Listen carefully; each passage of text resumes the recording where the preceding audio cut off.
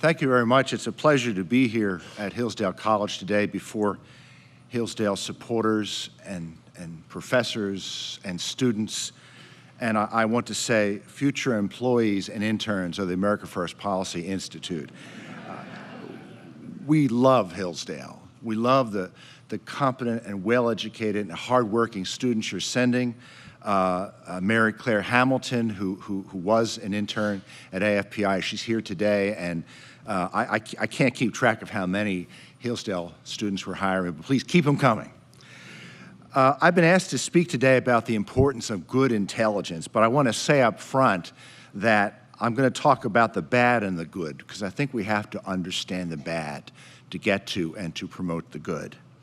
As you just heard, I've been with intelligence for a long time. I've worked as an intelligence producer, as an analyst. I've worked as a consumer in a job at the State Department.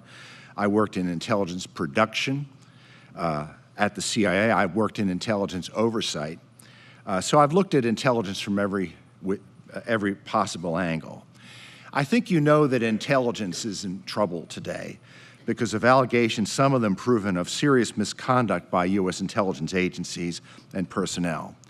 This includes attempting to interfere in 2 presidential elections, promoting a false narrative that the Trump campaign colluded with Russia, using this false narrative to justify spying on the Trump campaign, multiple leaks of classified intelligence to undermine members of the Trump campaign and the Trump administration, politicization of intelligence assessments to hurt the Trump campaign and to bolster the Biden administration. There's also been allegations of U.S. intelligence agencies violating the privacy rights of the American people. This includes allegations that the National Security Agency inappropriately accessed the phone data of Americans and unmasked the redacted names of Trump campaign officials from NSA reports and gave them to Obama officials, which they exploited for political purposes. And recently, a DHS cyber office has been accused of trying to investigate and censor conservatives. Misconduct by American intelligence agencies is not new. These agencies meddled in domestic politics before, including in 2004. For example, in 2004, the Wall Street Journal ran an editorial entitled "The CIA Insurgency" that the journal claimed was trying to work behind the scenes to prevent President Bush from being reelected. And I say this because many of my friends who worked in the Trump administration mistakenly think that the CIA and other intelligence agencies, they became out of control because of the Trump administration, but that isn't true, and I think many of you know that. But these allegations are much more serious because they've caused many Americans and members of Congress to demand that intelligence agencies be curtailed or shut down. Well, look, I know that America's intelligence agencies produce good intelligence every day to keep our nation safe and free. I know that the vast majority of intelligence officers are not political and get no public credit for the work they do to protect our country, some of them risking their lives. One example is the 2016 Heritage Foundation report that found 80 Islamist terrorist plots against the U.S. between 2001 and 2016. Most of them were stopped by good intelligence, and I'm sure there are many, many more of these plots since 2016. Many other intelligence successes have protected our security. Some of them you know about, some of them can never be made public. I am therefore for improving, reforming, and depoliticizing America's intelligence agencies, not doing away with them. But these recent developments are very dangerous because they've undermined the reputation of the U.S. intelligence community as objective and trustworthy. If presidents, senior U.S. officials, and members of Congress become so distrustful of American intelligence and disregard it as some kind of left-wing political institution spouting liberal propaganda, they may refuse to listen to intelligence analysts when these analysts are trying to get these officials urgent intelligence to protect our nation's security. Regardless of its flaws, it is crucial in this incredibly dangerous world with growing threats from America's enemies that we have a capable and robust and trustworthy intelligence service to defend against and warn against threats to our security and freedom. I want to pause here and define some terms. First of all, what is intelligence? Well, intelligence is information, but for the purpose of the U.S. intelligence community, we might define intelligence as the collection and processing of information on foreign countries to aid in the crafting and implementation of national security policies and the conduct of covert operations abroad to facilitate the implementation of these policies. It's important to note that intelligence is not always collected secretly, and it's not always classified. A great deal of the intelligence that intelligence analysts use is open source information, and today, an awful lot of that information comes from the internet. A second important question is, what is the purpose of U.S. intelligence agencies? This is a more difficult one to answer. The CIA says on its website, we collect and analyze foreign intelligence and conduct covert action. U.S. policymakers, including the President of the United States, make policy decisions informed by the information we provide. CIA and other intelligence officers also often say that their job is to speak truth to power. CIA Director Michael Hayden, and I might add, he's one of the officials who signed that letter with the 51 former intelligence officers, we will get into that, went further in 2010 when he said, policymakers are the vision people in national security, and intelligence officers are the fact people. Hayden explained that he believes the policy visions by decision makers are often realistic and need to be offset by the facts provided by intelligence agencies. Well, let's stop here, because let's stipulate that intelligence agencies and reports are usually not facts, whether they're raw intelligence or analysis, and they're often wrong. Moreover, although an intelligence analyst's assessment of a national security issue is supposed to be neutral and objective and non-political and credible, often it is not. But really, the bottom line here is that intelligence analysis conclusions are opinions of intelligence agencies. They are not facts, and they're frequently wrong. And despite what you hear from the mainstream media and liberal academics and members of Congress, presidents are not required to abide by what intelligence agencies tell them. Their analysis is not binding on a president. If he thinks, with good reason that a piece of intelligence analysis is biased, or he has another good source, he's not obligated to let these agencies make up his mind, to tell him what to do. Hayden also thinks that the U.S. intelligence community has a social contract with the American people.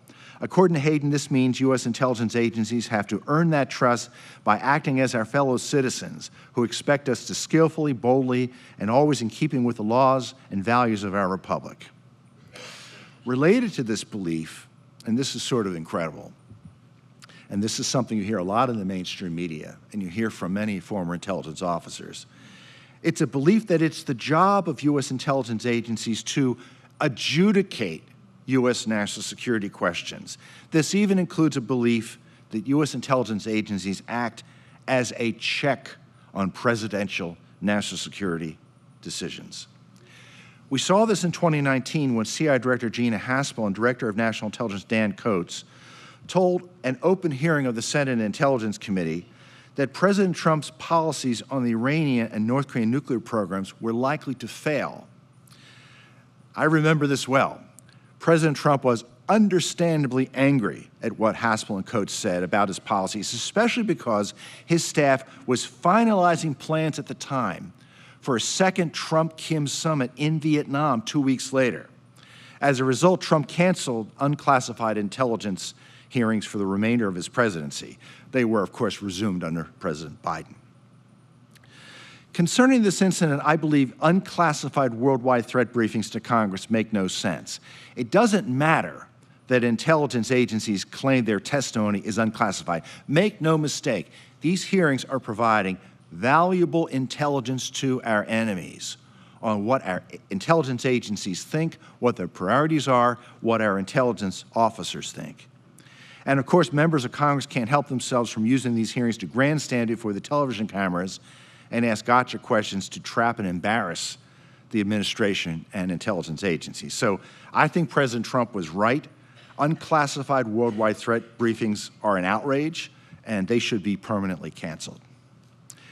And of course, there is John Brennan, the clownish and deeply partisan former CIA director and now MSNBC analyst who helped orchestrate the Russia collusion hoax during the 2016 presidential campaign. In explaining the CIA's mission in 2016, Brennan said, you won't believe this, it's so crazy, "We don't steal secrets. Everything we do is consistent with US law. We uncover, we discover, we reveal, we obtain, we elicit, we solicit, all of that." Well, this statement by Brennan, who was the CIA director at the time, caused howls of laughter from current and former intelligence professionals. This included CIA Director of Operations Officer John McGuire, who said in response to Brennan's comment, "Every aspect of what the CIA does overseas is illegal. We don't solicit secrets, we steal them."